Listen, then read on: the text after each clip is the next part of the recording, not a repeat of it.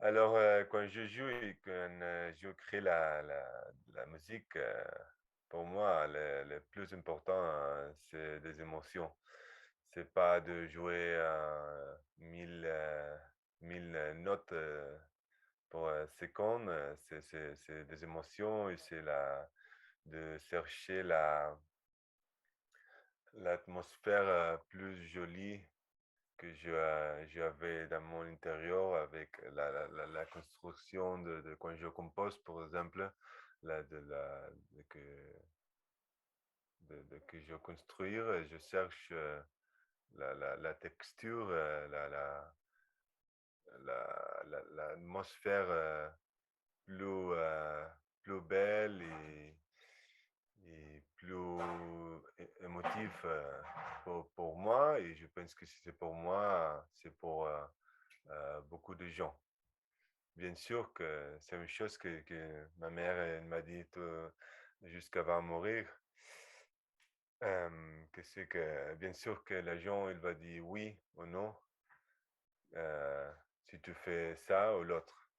Alors décide qu'est-ce que tu veux faire et ça c'est la meilleure chose pour toi et pour les autres.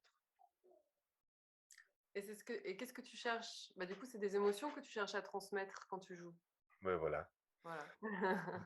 Oui, tout le temps, hein, et peut-être ouais, des émotions, il y a beaucoup de couleurs des émotions, non? C'est des émotions tristes, des émotions euh, joyful, La happy, joie, oui. des émotions plus introspectives, plus euh, euh, pour l'extérieur. Alors, je pense qu'il y a beaucoup des émotions, hein, et dans l'émotion triste aussi, il y a beaucoup des émotions tristes parce que peut-être pour toi c'est triste et pour moi c'est moins triste ou c'est seulement émotif, c'est pas triste.